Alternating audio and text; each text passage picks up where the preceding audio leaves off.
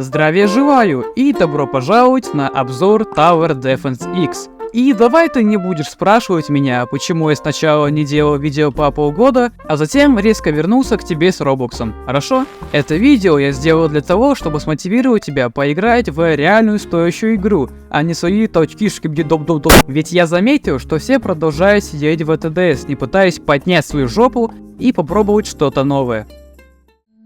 Во-первых, начнем с того, что сама игра относительно свежая, вышла полгода назад и все еще находится в бете. Но в ней уже есть куча контента, так что на приписку бета можно забить.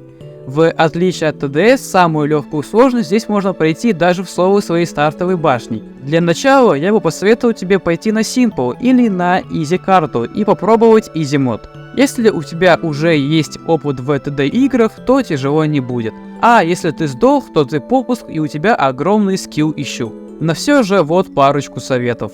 В TDX есть три главных отличия от других ТД игр. Первое это то, что башни не могут стрелять через объекты. Ведь как так, но в жизни ты тоже не можешь просто взять и забить на законы физики, стреляя через стены. Как раз этим и пользуются сложные карты. Второе это две прокачки на каждой башне. Каждую сторону можно прокачать до второго уровня, а начиная с третьего другой уровень блокируется. И в итоге с одной башни мы получаем две. Например, у рейнджера верхняя прокачка это на Stealth Detection и на урон, а нижняя на сплэш. Или, например, у рейлганнера нижняя сторона на урон, а верхняя говно. И третье это то, что таверы здесь реально могут взять и умереть. В Easy моде ты этого не встретишь, но начиная с Intermediate, готовься ставить кучу байзов, иначе будет не сладко.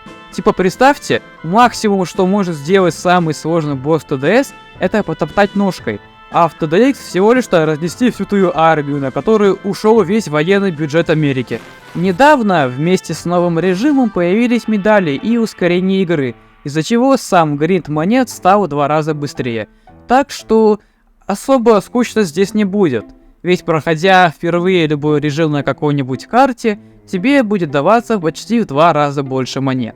Плюсом это заставляет тебя не играть на одних и тех же картах на одной и той же сложности. Если хочешь пройти другие режимы, то запомни вот что. Для интермедиата и для эксперта тебе обязательно нужны башни, пробивающие броню. Лучший вариант для новичка это ракетометчик. Для элиты тебе нужно будет очень много сплэш урона, а для эксперта лучше всего подходит лазерганнер на верхнюю прокачку. Хотя для босса все же придется взять кого-нибудь получше. К отдельному плюсу игры я бы отнес бесконечный режим, ведь в него играть супер кайфово. Не хочу спойлерить много, но боссы там это что-то с чем-то.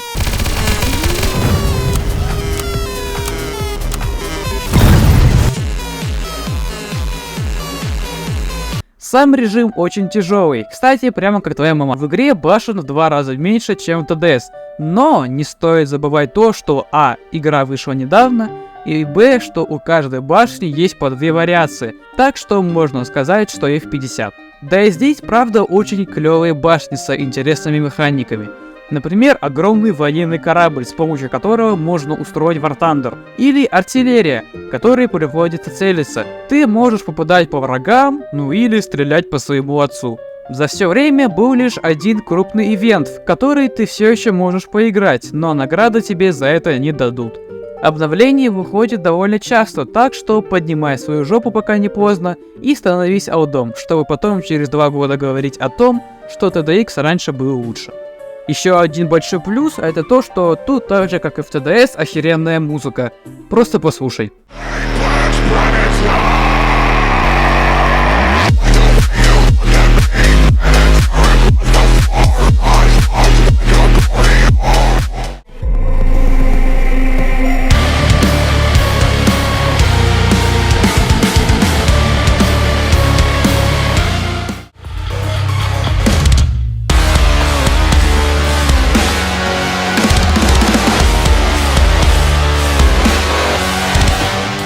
А еще, я чуть не забыл про пауэрапы, которые можно использовать во время катки. Первые 4 это на урон, последние вспомогательные.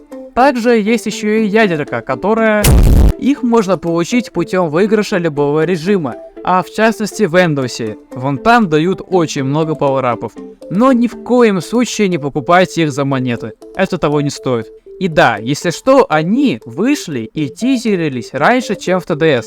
Вообще, TDS очень часто крал идеи с TDX, ведь когда он вышел, он стал очень большим конкурентом для TDS. Но это тема для отдельного ролика. А теперь к минусам, чтобы этот ролик не выглядел как реклама TDX, хотя так и есть. И первое — это система получения скинов. Здесь не просто рандом, тут рандом с дубликатами. К счастью, есть хотя бы возможность конвертировать редкости скинов. Второе — это сырость, а именно отсутствие музыки в играх, не считая босс-файтов. Стандартные R6 анимации у игрока и некоторые таверы, по которым видно, что они были сделаны самыми первыми и немного отличаются в качестве. Третье — это донатные скины. У TDX был коллапс с Tower Battles, где добавили скины, но только за робоксы, из-за чего было большое негодование со стороны комьюнити. Но первый и третий минус можно даже убрать, ведь Джон, создатель TDX, извинился за гемблинг и за донатные скины и сказал, что в будущем такого больше не будет. Хотя бы где-то создатель слушает свое комьюнити. На этом видео закончилось. Ставьте лайки, подписывайтесь и заходите в мой телеграм-канал. Я надеюсь, что я смог заинтересовать вас. Лишь бы этот ролик собрал нормально просмотров, ведь впервые спустя столько времени я снимаю то, что мне нравится. А всем кишмиша!